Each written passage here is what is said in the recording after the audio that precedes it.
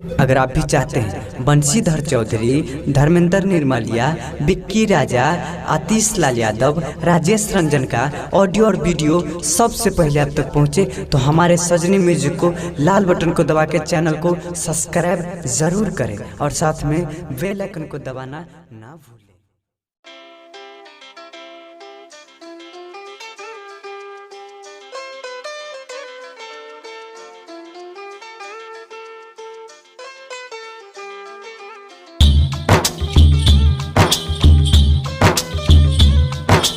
अभी आप सुन रहे हैं सोमी जी की प्रस्तुति।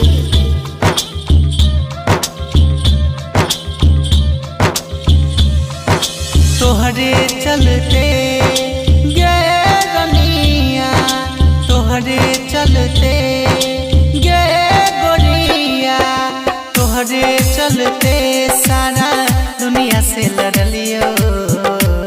तू तो हमरे भुलाई दिलही जान गे, तू तो हमरे भुलाई दिलही।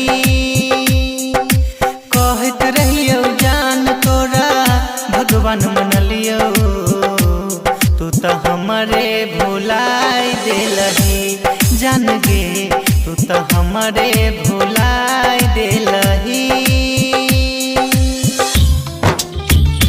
अभी आप सुन रहे हैं सोमी जी की प्रस्तुति।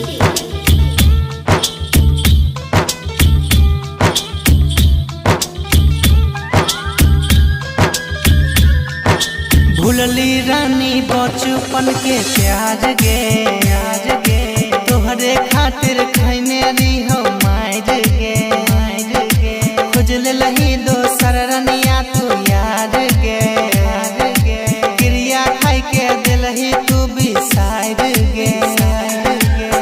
बनले बेवफा, बनले बेवफा, केलही नहीं वफा हम तो बहुते कनलियो।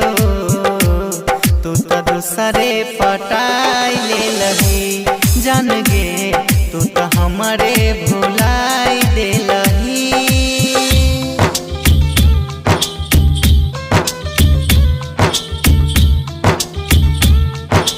अभी आप सुन रहे हैं सोमी जी की प्रस्तुति।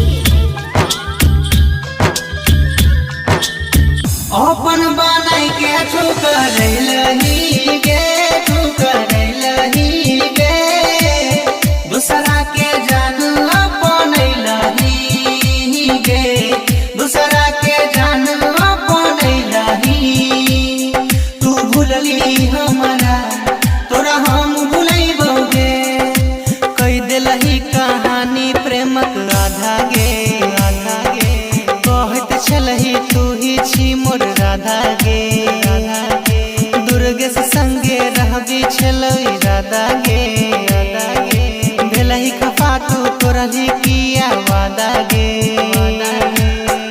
गलती बता, गलती बता, गलती बता गोरी कि हम के लियो किया हमरा भुलाई दिलही जान गे, तू तो हमरे भुलाई दिलही। तोहरे चलते सारा दुनिया से लड़लियो, तू तो हमरे भुलाई दिलही जान गे, छोड़ी दूसरे पटाई ले लही। सोमी जी सहरगा।